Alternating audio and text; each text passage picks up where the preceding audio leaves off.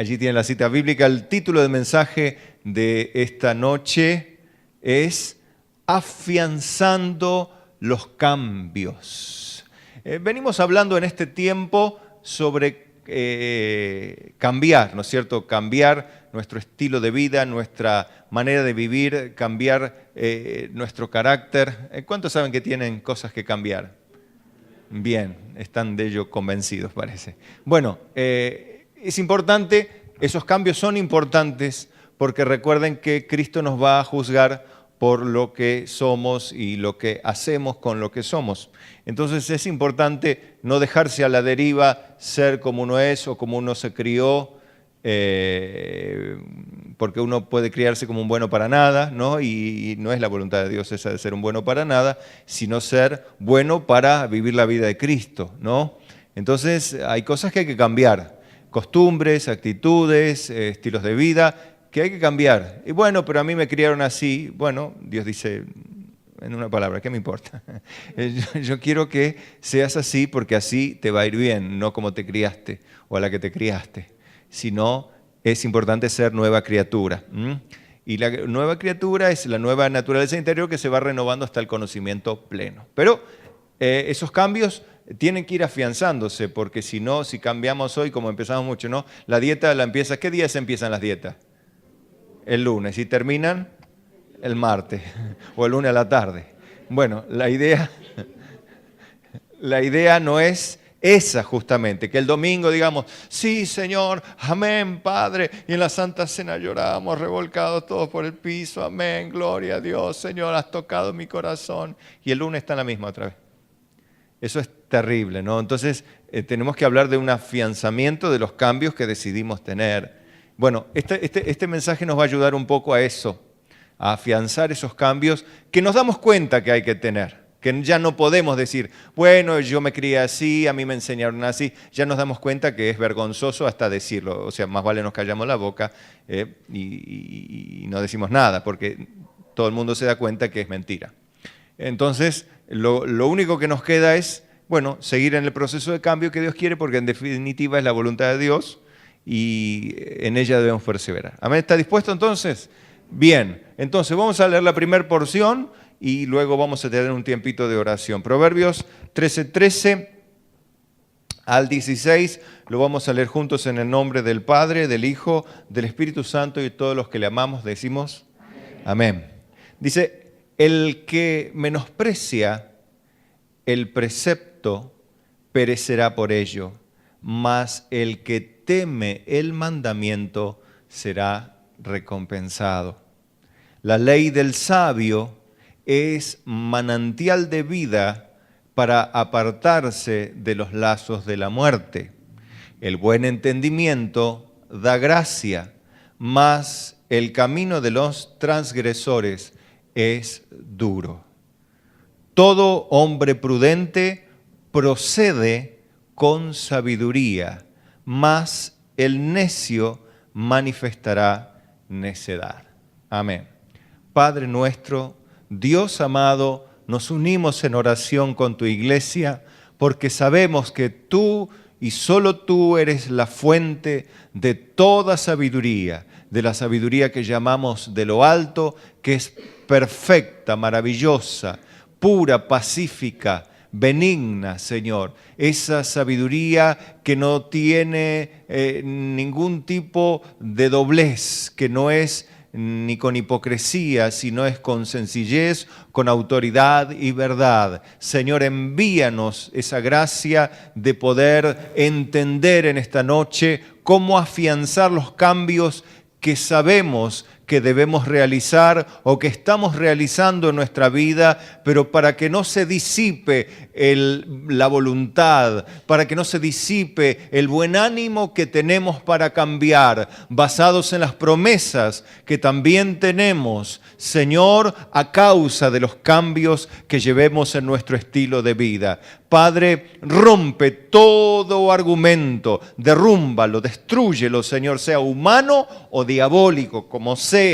Quémalo, Padre, en nuestras mentes y memorias. Desarráigalo de lo profundo de los corazones, Señor, a través de la presencia de tu palabra, que como dice la Biblia es como fuego y también es como martillo que quebranta la piedra. Opere de esa manera tu palabra, Señor, en cada uno de nosotros, transformando, cambiando, vivificando, renovando, edificando, Señor.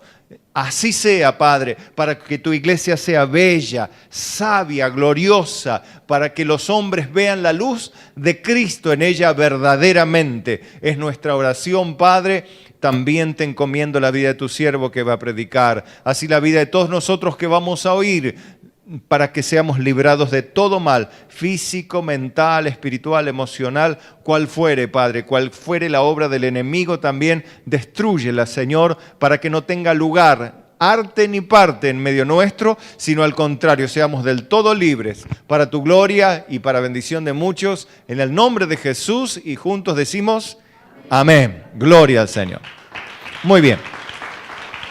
Amén. Bueno, tomemos asiento, amados hermanos.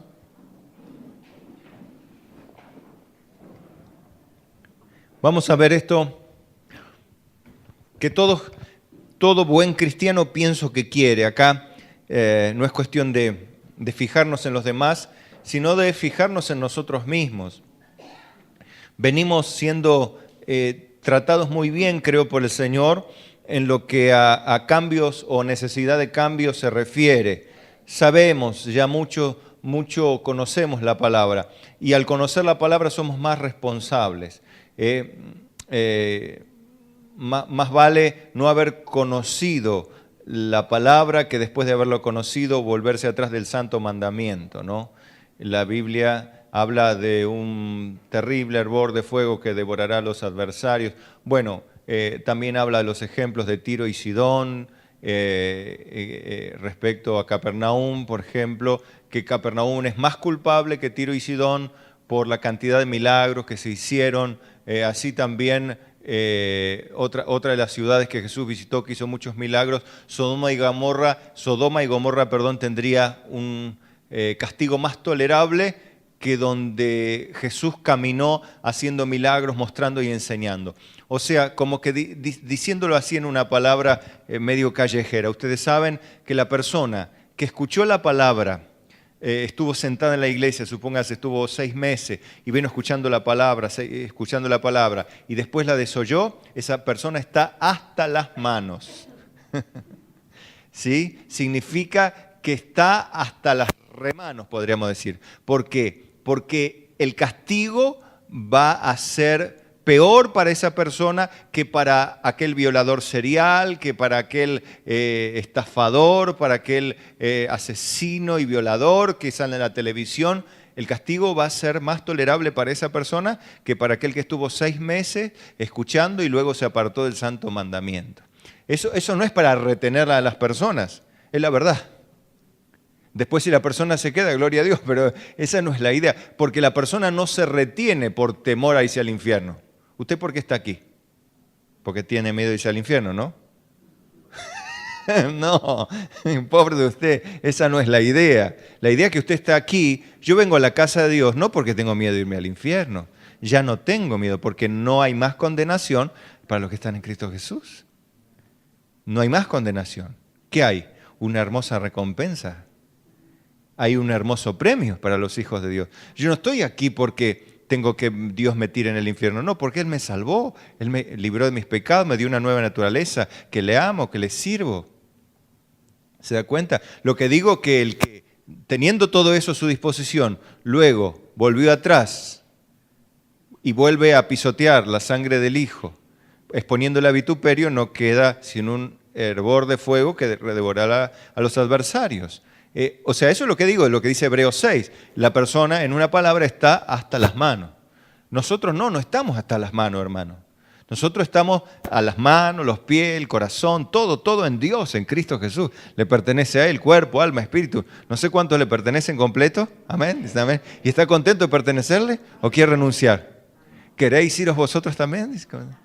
Bueno, ahora vamos a ver cuando empecemos a ver si quiere volar. Pues todavía no empezó el mensaje.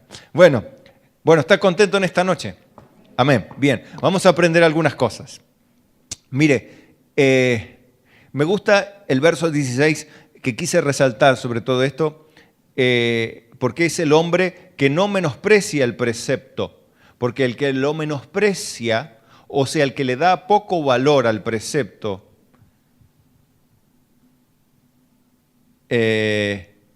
por supuesto perecerá, morirá. Pero el que teme el mandamiento será recompensado. Y hay ya un empujón a favor de temer el mandamiento, ¿no? Los que temen el mandamiento tienen recompensa del hecho de solo temer el mandamiento. Temer el mandamiento ya tiene recompensa. Bien, pero voy al verso 16 que dice, todo hombre prudente que hace, procede con sabiduría. ¿Qué es proceder? Significa poner en marcha, avanzar hacia, poner en acción algo, proceder, ir en una dirección hacia adelante, a realizar una acción propiamente. No tiene ese sentido la palabra. Bueno, el hombre prudente procede, o sea, cuando avanza, lo hace con sabiduría. Las dos cosas hace, avanza y avanza con sabiduría. Sin embargo, el necio, recuerde, ¿qué es el necio? El necio es la persona que es obstinada en sus propios conceptos. Obstinada. Que es diferente al que está persuadido, convencido del santo mandamiento de Dios y su palabra. En principio, las dos cosas son medio iguales. Uno está bien firme, afirmado, pero ese no es necio, es sabio, porque tiene convicción de verdades absolutas. El otro tiene convicción errada de argumentos equivocados y personales. Ese es el necio. Y el necio, al final del camino, bueno, manifiesta justamente su obstinación. Bueno, entonces, vamos a ver, ¿qué hace el sabio? Vimos que procede con sabiduría. Bueno, descubro algo yo al leer la Biblia de lo que hace el sabio cuando procede con sabiduría. Primero, oye. La Biblia dice en Proverbios 1:5, dice, oirá el sabio y aumentará el saber, y el entendido adquirirá consejo. O sea, la persona sabia oye y aumenta el saber. O sea, acumula el conocimiento que va adquiriendo, adquiere mayor cantidad de consejo de Dios, mayor cantidad de entendimiento. O sea, en una palabra callejera así, es una persona que las cosas de Dios las tiene bien claras, las tiene así. O sea que el sabio en Dios es alguien que tiene muy, muy clarita la voluntad de Dios. No anda diciendo, ¿será la voluntad de Dios? ¿No es la voluntad de Dios? Sabe perfectamente cuál es, sabe cómo tiene que proceder y actuar, más allá de que tenga pecado o no, que se equivoque o no, porque todos nos equivocamos. Pero sabemos, después que nos equivocamos, lo que hicimos bien, lo que hicimos mal, justamente por el saber que tenemos. Recuerde que el tener sabiduría no nos libra de pecar, pero sí nos ayudaría en este caso a no errarle al blanco. El que es ignorante, su ignorancia no lo libra de la culpa. En tal caso, minimiza los cargos en su contra. La ignorancia minimiza los cargos. El que conociendo hace adrede es con alevosía, premeditación, ¿no es cierto? O sea, conociendo hace al revés. Bueno, eso es en cualquier ley, la ley divina también lo hace más culpable al hombre. Por eso decimos que el que ya oyó está hasta las manos. Y el que se convirtió, gloria a Dios, manos, pies, cuerpo entero, para la gloria del Señor. Bueno, ¿qué hace más el sabio? Según la Biblia, recibe. Vaya acumulando esto. Oye, recibe. Proverbios 13:1 dice, el hijo sabio recibe el consejo del padre, mas el burlador no escucha las reprensiones. El hijo sabio recibe el consejo del padre, mas el burlador no escucha. Vamos viendo claramente, y en el libro de Proverbios se nota la diferencia entre el que hace caso y el que escucha y no hace caso, lo que es peor, se burla después. Y no escucha las reprensiones. La Biblia dice, reprende al sabio y será más sabio y aumentará su saber. O sea que el sabio escucha las reprensiones de la vida, el necio no. Bueno, hay varias palabras que describen la persona simple, la persona necia, la persona insensata, que son personas que tienen todo lo contrario de la sabiduría y el estilo de vida de Dios. Bueno, tercero, ¿qué veo que hace una persona sabia? Pone por obra. Primero era oye. Al oír, recibe. O sea, como que lo guarda dentro, no le entra por un lado y lo sirve por el otro. Generalmente uno cuando recibe una carta o recibe un consejo, veo que hay gente que cuando vos le hablás, te dice amén y te pregunta y quiere saber más porque te está recibiendo, te está guardando. Pero hay gente que vos le hablás y te hace quiere decir que le entra por acá y le sale por acá, o sea, no te está escuchando lo que vos le estás diciendo. O mira para otro lado, o sea, hace así, así. Bueno, como diciendo, terminaste de hablar, seguí de largo con lo tuyo. Bueno, esa es la persona que no recibe, te oye, pero no recibe. El sabio no solamente oye, sino que también recibe, está atento a lo que escucha, porque hasta las reprensiones se escucha. No tiene problema en escuchar las reprensiones porque sabe que las reprensiones de la vida le instruyen, le capacitan para ser una persona eficaz. Así, y esto no es nada superhumano, porque es muy simple. Un deportista quiere que su entrenador le corrija. Y es sabio porque el deportista que se hace el canchero y que se la aguanta solo, termina en cualquier cosa, no termina siendo perfeccionado como debe ser. Cualquier alumno en la universidad que está apasionado por su profesión futura, por su carrera, está esperando que el profesor le enseñe, le corrija y cuando habla quiere que el profesor le diga lo que está mal y lo que está bien. No quiere un profesor que venga a cobrar el sueldo nomás y tire 3, 4 cosas en el pizarrón y después, bueno, lean de acá a acá. No, sino quiere ser corregido, quiere ser enseñado. O sea, es algo natural de la persona que quiere aprender ser corregida. No es algo de súper buenos o súper cristianos. O sea, el que quiere ser burro no quiere escuchar, no quiere saber nada, no quiere que nadie le diga nada, que nadie le corrija nada. Y así vive, burro, y va como el burro detrás de la zanahoria. La zanahoria que le atan el cuello, ¿no? Y va siempre en la vida así. La zanahoria va adelante y el burro va. La zanahoria va para el centro porque el burro va para el centro, pero el burro no sabe que va para el centro. Pero es así. En cambio, el sabio quiere que le corrijan. La persona que quiere aprender quiere que le corrijan. Amén. La persona que no quiere aprender no escucha las reprensiones, no escucha, no hay caso. Nosotros vulgarmente, como decimos, y a este fulano no le entra ni una sola bala. Esas son frases que usamos vulgares, ¿no es cierto? Pero que hablan de la realidad. Es nuestro lenguaje moderno. Por ahí no es un lenguaje soez, sucio. Es un lenguaje más de entre casa, digamos. No es un lenguaje de alto nivel ni de aula. Pero lo usamos todos los días y a veces lo uso yo para llegar a entenderlo mejor, ¿no es cierto? Para que todos lo entiendan mejor. Bueno, ¿cómo pone por obra?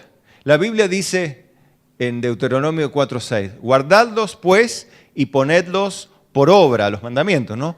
Porque es vuestra sabiduría y vuestra inteligencia ante los ojos de los pueblos, los cuales oirán estos estatutos y dirán, ciertamente pueblo sabio y entendido, nación grande es esta. O sea que veo que la nación sabia, la nación o la gente sabia, o el pueblo sabio, o el grupo de personas sabio, son personas que ponen los mandamientos que oyeron, que recibieron, los ponen por obra. Y eso hace que se vea de afuera de una manera tal que glorifica a Dios y exalta la condición de ese ser humano. Dice, ciertamente Ciertamente, pueblo sabio y entendido es este, ¿no? Nación grande es esta. Evidentemente hay un testimonio allí. Entonces, vemos tres cosas que hace el sabio. Oye, recibe y pone por obra. Ya sabemos que el que desprecia o menosprecia el precepto perecerá por ello. El burlador no escucha las reprensiones, habíamos leído. El necio al final manifestará su necedad. Y bueno, y un montón de cosas más que dice la Biblia, ¿no? Vemos ahora, vamos a ver estas tres cosas que acabamos de leer que hace un sabio, las vamos a ver en un ejemplo, en una comparación práctica que Jesús hace. Una comparación como ejemplo. ¿Recuerdan Mateo 7, 24 al 27? Este es el final del Sermón del Monte. Recuérdenlo. Este es el final del Sermón del Monte. Recuerde que el Sermón del Monte empieza en Mateo capítulo 5. Ahí arranca el Sermón del Monte y toda la serie de mandamientos que se escriben ahí en el capítulo 5, 6 y 7. Y después de leer todos esos mandamientos que Jesús da, que no son nuevos respecto del Antiguo Testamento, sino que en definitiva son los mismos, pero más clarificados, para que nadie malinterprete o interprete de manera personalizada el mandamiento de Dios, sino que tenga más clara la voluntad perfecta y agradable de Dios. Bueno, dice entonces, cualquiera pues que me oye estas palabras, ¿qué palabras? Bueno, su palabra. Y las que, si quieren decirlo así, acaban de escuchar en el Sermón del Monte. Cualquiera que pues me oye estas palabras y las hace. Entonces, ahí está el oír y al hacerlas obviamente está el recibirlas en el medio. Le compararé a un hombre prudente, justamente lo que habíamos leído en el Antiguo Testamento, en el libro de los Proverbios. Es un hombre prudente, un hombre sabio, aquel que oye, recibe y hace. Bueno, lo compararé a un hombre prudente que edificó su casa sobre la roca, sobre cimientos sólidos, ¿no? Descendió lluvia, vinieron ríos y soplaron vientos y golpearon contra aquella casa y no cayó porque estaba fundada sobre la roca. Vieron ustedes seguramente algunos documentales cómo son arrancadas con los aludes o arrancadas con las tormentas o ríos desbordados por las ciudades, como las casas van flotando. Pero son casas, por supuesto, de madera, casas prefabricadas, pero vemos en otros casos que cuando viene el tsunami golpea contra los edificios que están asentados sobre cimientos bien hechos y si bien el agua entra por la puerta y rompe todas las ventanas, pero la casa permanece en pie. A pesar de ser un tsunami destructor, la casa permanece en pie, sin embargo se lleva los autos, la gente, la basura y todo lo que haya en la calle suelto se lo lleva. Sin embargo, lo que está engarzado a los cimientos, vemos que el tsunami no lo arrastra. Más poderoso que un río desbordado, inclusive es el tsunami en algunos casos, o el río desbordado cuando viene con todo, la primer impulso, como se lleva todo, ¿no es cierto? ¿Cuántas carpas han sido llevadas? Porque la carpa con que está agarrada y con unas estacas y se lleva con gente y todo, se lleva lamentablemente el río a la gente, ¿no? Y las víctimas de todo eso. Entonces vemos que es muy cierto lo que Jesús dice.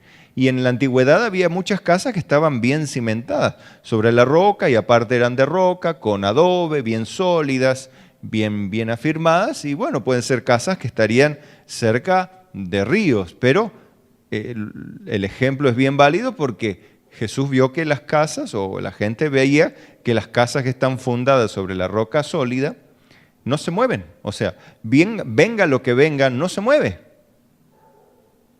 ¿Y la roca sólida qué está tipificando aquí? No. Ahí viene el error también. Sí, Jesús es la roca de los siglos, es cierto. Él es la roca de nuestra salvación. Él es la piedra principal del ángulo al cual se refiere la edificación, es cierto. Son formas de describir. Pero en este caso no está hablando de Jesús. Vamos de vuelta al verso 25, que hay algunas confusiones allí. Vamos al verso 24, perdón. Cualquiera pues que me oye estas palabras y las hace, le compararé a un hombre prudente que edificó su casa sobre la roca. ¿Qué es la roca? Es el oír las palabras y hacerlas. Es lo mismo que un hombre planta sobre firme cimiento. Ahora vean ustedes el verso que es el 27. Bueno, pero cualquiera que me oye estas palabras y no las hace, le compararé a un hombre insensato que edificó su casa sobre la arena. O sea, la palabra está, si decían la palabra es la misma, pero oye, ¿y cuál es la diferencia?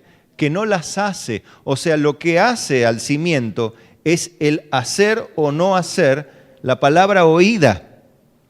Ven cómo uno sin darse cuenta tiene una confusión ahí. Es cierto que Cristo, estamos fundados sobre Cristo, pero acá no está hablando de estar fundado sobre Cristo, sino estar fundado sobre la roca es semejante a un hombre que hace la palabra de Cristo. Y un hombre insensato es otro que no la hace, oye también, pero no la hace. ¿Entienden todos? ¿Sí? Bien, fíjense cómo todos caímos sin querer en el error de decir, ¿cuál es la roca? Cristo, decimos siempre. Pero acá no está hablando que Cristo sea la roca, sino está hablando que el hacer o no hacer está comparado con cimiento de roca y cimiento de arena.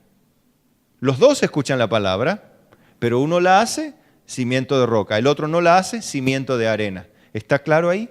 Bien, bien. Entonces descendió lluvia y vinieron ríos y soplaron vientos y dieron con ímpetu contra aquella casa y cayó y fue grande su ruina. Bien, entonces vemos que la ruina viene no por el oír o no oír, porque de hecho todos oyen. La ruina viene por oír y no hacer. Y va asociado el hacer con el sabio y el no hacer con la insensatez. ¿Se dan cuenta? Miren qué lindo, ¿no? Cómo descubrimos algunos errores de concepto que a veces tenemos. Que a veces en lo gordo de las palabras evangélicas se nos va. Está bien, es cierto, Cristo es la roca.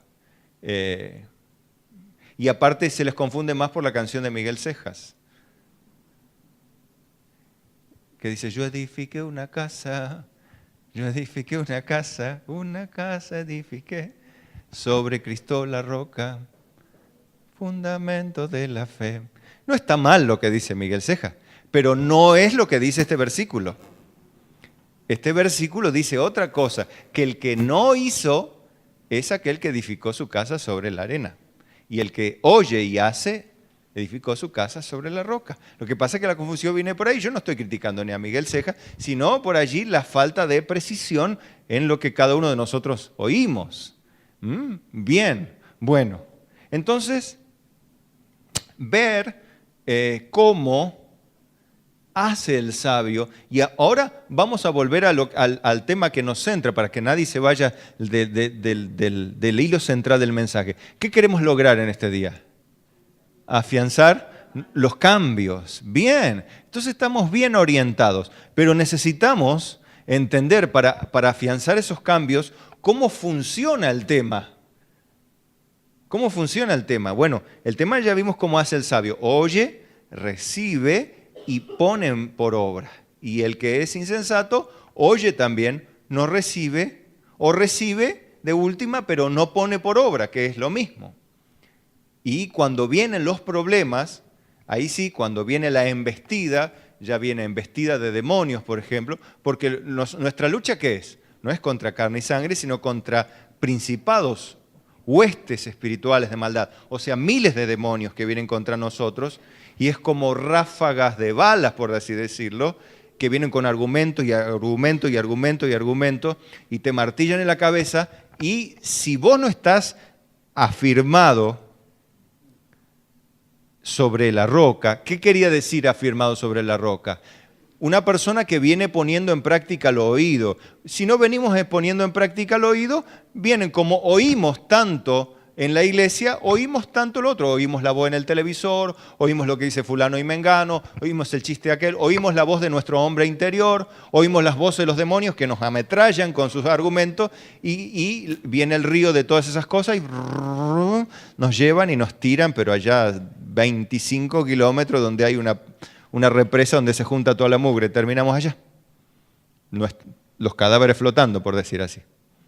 No queriendo ser morboso ni nada por el estilo. Pero terminamos así, ¿no es cierto? ¿Por qué? ¿Por qué? Por no hacer lo que oímos. Bien, entonces ya vieron cómo hace el sabio, ¿no? Ahora, fíjense esto, que entonces viene una parte más, y atentos ahora, que tener fe o creer, no creer en la existencia del Señor, y ahora lo vamos a leer, sino creer lo que Dios dice. Creer significa oír, retener y llevar a la práctica. Eso es creer, porque así llama al sabio y así llama al hombre prudente Jesús, ¿no? Está muy ligado el creer y el hacer. Fíjense en Santiago 2:17. Dice, así también la fe, si no tiene obras, es muerta en sí misma. Pero alguno dirá, tú tienes fe y yo tengo obras. Muéstrame tu fe sin tus obras y yo te mostraré mi fe por mis obras. Tú crees que Dios es uno, bien haces. También los demonios creen y tiemblan. O sea, ¿qué cosa es creer en Dios? Los demonios también creen y están llenos de miedo. Mas, ¿quieres saber, hombre vano, que la fe sin obras es muerta? O sea, tu creencia, si no va acompañada de una puesta en práctica, está muerta. O sea, sos como alguien que fundó su casa sobre la arena. Alguien que está oyendo y que no está poniendo en práctica. Entonces, está muerto aquel. Bueno, pero no vino la tormenta, pero en cuando venga es hombre muerto. Cuando venga la tormenta, no, fulano no va a estar más. Fulano no va a estar más. Su vida espiritual va a destruirse, literalmente a disgregarse, a quedar en la nada. O, por decirlo, vuelve al mundo otra vez, vuelve a ser un mundano, o peor todavía, porque es peor, porque la persona que conoce a Cristo y luego se aparta es peor todavía que cuando no conoce a Cristo.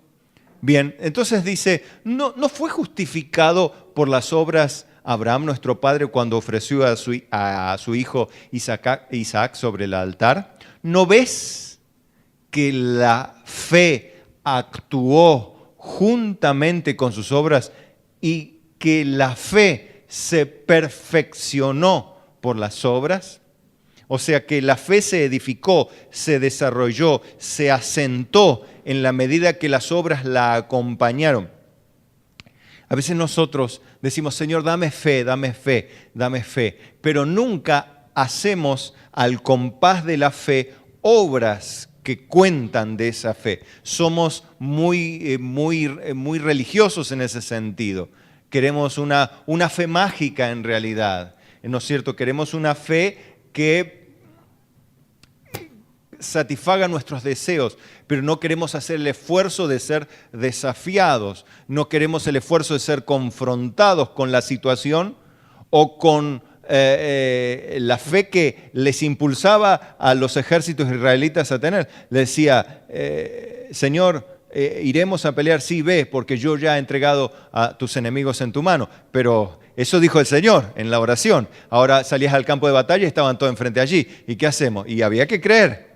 Al final el que creía vencía, pero el que no creía, y bueno, más vale que no iba a vencer. Por eso venció David a Goliat. ¿Por qué lo venció? Por la fe, no venció por la piedra. La piedra le pegó justo en la cabeza. No era cuestión de suerte, porque ya venía David arrancando y él contaba que viniese oso, león, viniese quien viniese, él libraba a las ovejas de su padre de las garras de la fiera. O sea que él ya venía con fieras peleando. Y en este caso le tocó a un hombre fiero, bastante fiero, ¿no? Y sin embargo lo terminó venciendo, pero él no era ni soldado, ni un hombre acorazado, ni un hombre con espada, sino un pastor común y corriente, y sin embargo venció por la fe en Jehová de los ejércitos. Lo venció. La piedra dio justo donde tenía que dar. Pero ahí vemos que la fe actuó también con las obras. David no dijo en el nombre de Jehová vengo contra ti y pum, cayó. Sino que llevó a la práctica. Dice que cuando lo confrontó al filisteo, el filisteo corrió a la línea de batalla y David, ¿qué hizo? También corrió a la línea de batalla. O sea que corrieron los dos, uno a enfrentarse con el otro. Esto muestra que David tenía fe en Dios y corrió a la línea de batalla. No corrió para atrás, ¡ay mamá, agárrame! Sino que corrió a la línea de batalla. Eso para que vean que la fe va junto con las obras. Abraham, cuando tenía que sacrificar a su hijo, Dios le dijo que lo sacrifique, pero Abraham no sabía qué iba a pasar. Era el único hijo que tenía, por el cual la promesa iba a venir, y tuvo que hasta levantar el cuchillo, y cuando lo iba a bajar ahí, recién Dios lo frenó. Pero ¿y quién llega hasta ese punto? Una persona que tiene fe en Dios únicamente. Porque si no, ni la leña hubiese cargado encima. No. Hubiese dicho, me hablaron los demonios. Sin embargo, la fe actuó. Entonces ustedes ven que es inseparable la fe de las obras. La confianza en Dios, el creerle a Dios con las obras. Están ligados. Están ligados. Entonces vemos que lo que hace el sabio de oír, recibir, poner por obra, esa comparación como ejemplo que vimos, que el que oye sus palabras y las hace es llamado hombre prudente. Esa misma comparación hace que vemos que van ligadas la puesta por obra con lo que oímos en fe de parte de Dios. Fíjense que hay veces que las cosas no son fáciles. A veces, a causa de nuestra incredulidad, no hacemos más o no seguimos haciendo lo que tenemos que hacer. ¿Por qué? Porque comenzamos a dudar. Ya citaba el hermano Rodolfo en la oración esto, pero vamos a verlo en Mateo 14, 30, 31. Cuando Pedro tenía que caminar sobre el agua, Jesús le dijo, ven. Bien, pero Pedro comenzó a caminar sobre el agua, pero porque Jesús le dio la orden y él le creyó a Jesús y caminaba sobre el agua. O sea, ¿qué obra hacía Pedro? Obedecía el mandamiento de Jesús. Caminaba sobre el agua. Jesús, ¿qué mandamiento le dio? Bien cortito. Ven. Y bueno, eso hizo Pedro. Fue. Pero ¿qué pasó? Al ver el fuerte viento tuvo miedo y comenzando a hundirse dio voces diciendo, Señor, sálvame. Al momento Jesús, extendiendo la mano, asió de él y le dijo, hombre de poca fe, ¿por qué dudaste? O sea, que perdió la acción por la incredulidad. Vemos que perdemos el accionar porque empezamos a desconfiar o a no confiar en el mandamiento que Dios nos dio. Entonces vemos, ya está empezando a intuir cómo se afianzan los cambios. Pedro era un hombre imperfecto, nosotros también.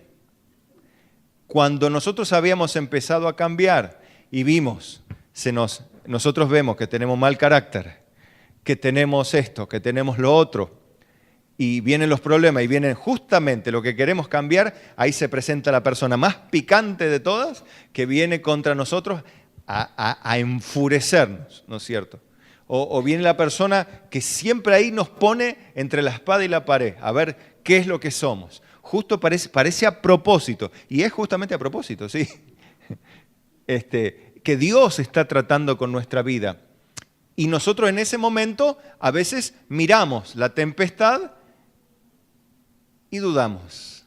¿Será que Dios está conmigo? ¿Será que Dios me va? Y suelto todo lo que soy otra vez y comienzo a hundirme en mi propia insensatez. Comienzo a hundirme en lo que había yo prometido el domingo que iba a hacer, que iba a cambiar. Yo iba a cambiar mis obras, yo iba a cambiar mi manera de pensar y el lunes terminé. ¿Por qué? Porque el lunes comencé a dudar. Por eso fíjense qué importante, hermanos, es estar en un ámbito de gente de fe, conectado con gente de fe. Todos tenemos que trabajar, tenemos que ir aquí a la fábrica, aquí al negocio, que repartir en la calle, enfrentarnos con cobradores, con gente que debe, con gente problemática, con gente difícil, con gente irrespetuosa, irresponsable, gente insoportable. Todos nos cruzamos todo el día con eso. Ese no es el problema. El problema es que nosotros prometimos que íbamos a cambiar, que queríamos cambiar y que queríamos ser otra persona y queríamos servir a Cristo, pero al final el lunes, como empezamos el lunes la dieta y el martes la cortamos, porque ya no, bueno, nos ganó, bueno, listo. Pero eso es poca fe, digámoslo así, en esa ilustración. Acá la ilustración es la misma. O sea, nosotros nos encontramos con toda la problemática que nos hace perder los estribos, que nos hace perder la confianza y nos hundimos otra vez en la misma problemática. ¿Por qué? Porque decimos, ay, bueno, Señor, sálvame otra vez, perdóname. Señor, me hundí otra vez, contesté, dije de todo, largué todas las víboras que tenía dentro otra vez. Bueno, y el Señor nos va a decir con compasión, va, arriba. ¿Por qué dudaste? ¿Por qué dejaste el compromiso que hiciste conmigo? ¿Por qué no avanzaste? ¿Por qué no seguiste haciendo el esfuerzo de poner por obra? Mire que a Abraham le costó poner por obra la fe. Sí, hermanos, le costó, cuesta. Hay que hacer un esfuerzo. Sí, hay que hacer un esfuerzo. Sin lugar a dudas, la fe se perfecciona en las obras y las obras llevan un esfuerzo. El poner por obra tiene una medida de esfuerzo, no un esfuerzo sobrehumano, porque Dios no nos pondría algo que no podemos cumplir. Pero en realidad a veces nos hundimos en nuestra propia frustración porque no creemos lo suficiente. Pero aquí viene algo interesante para aquellos que ya se sienten frustrados, porque hoy ya es miércoles, ya lo que hicieron el domingo terminó el martes. Bueno, la clave es seguir practicando la verdad, hermano. Esa es la clave. Seguir practicando la verdad. En Juan 3:20, el 21 dice, porque todo aquel que hace lo malo, aborrece la luz y no viene a la luz para que sus obras no sean reprendidas. O sea, el que hace lo malo no viene a la palabra.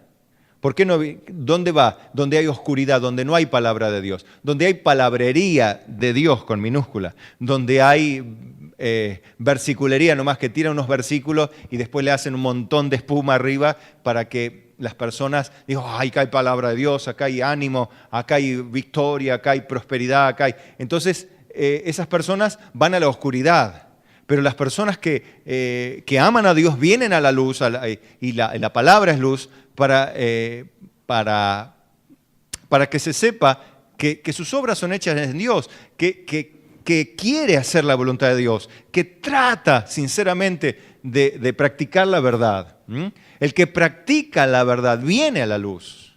O sea, no se esconde, sino que el que está tratando, el que está luchando, viene a la luz porque quiere estar en la luz, vivir en la luz. Sabe que tiene cosas que vencer, sabe que hay cosas que hay que cambiar, pero no va a esconderse a donde no le hablan la verdad. No, viene a donde está la verdad.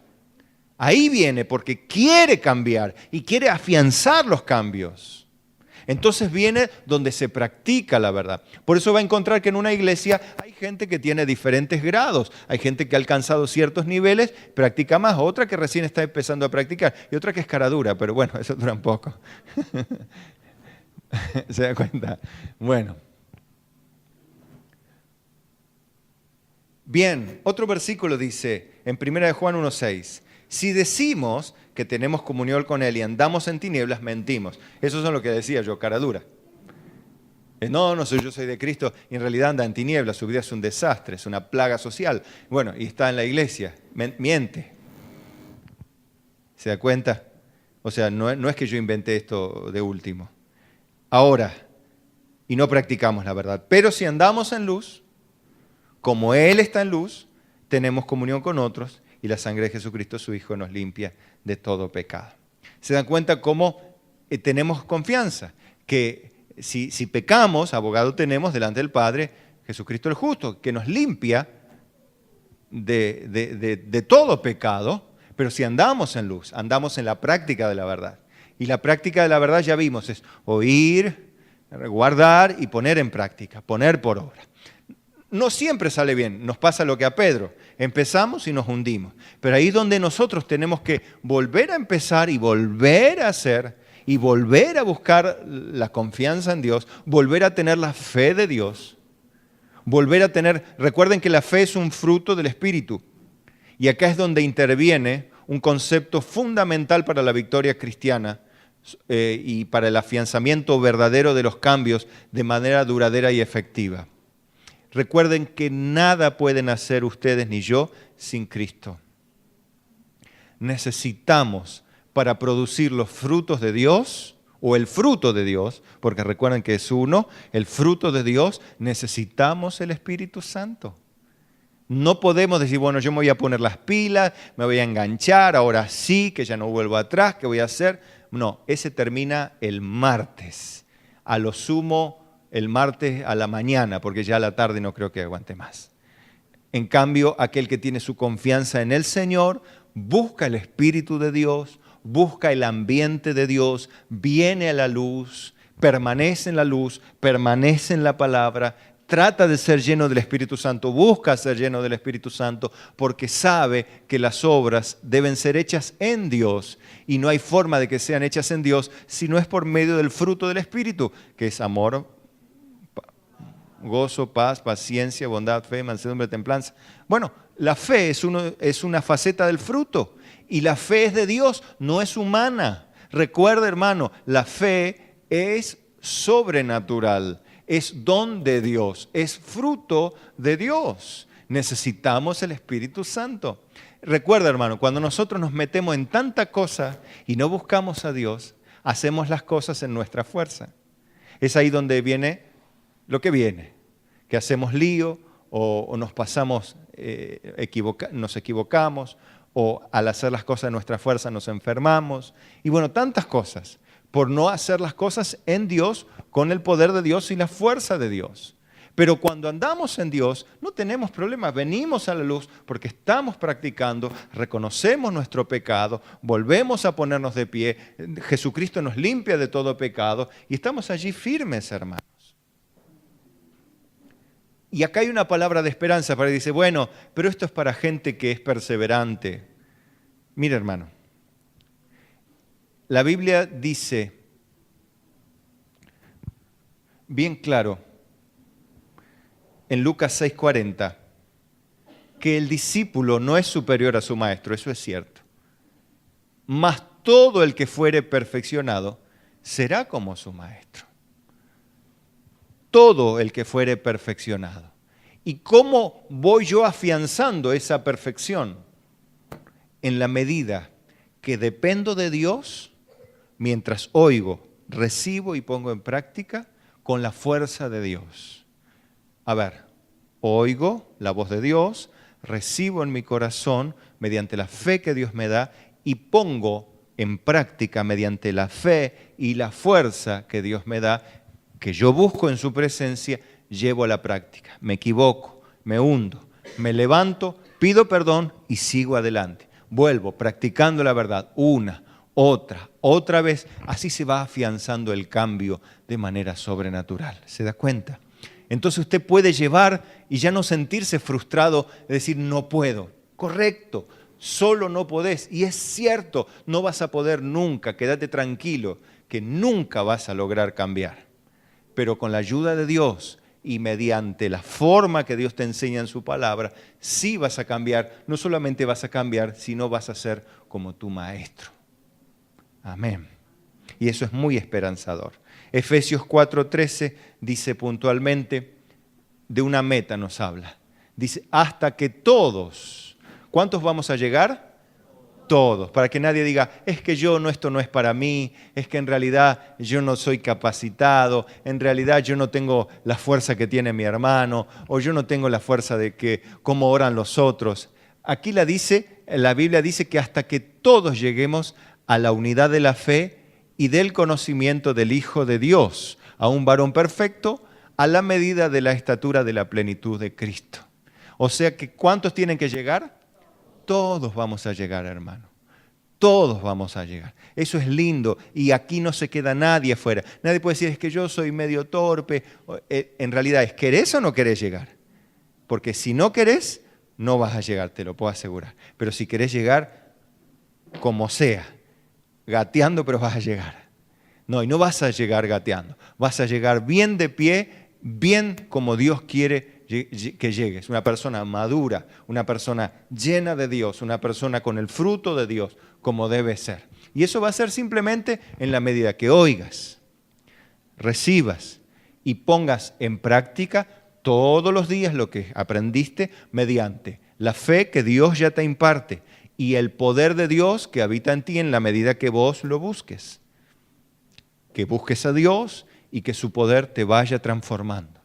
Para que des el fruto de Dios, para que tengas la mansedumbre de Dios, el amor de Dios, la paz de Dios, la misericordia de Dios. Todos quieren ser como su maestro, pero sin su maestro nadie puede ser como el maestro.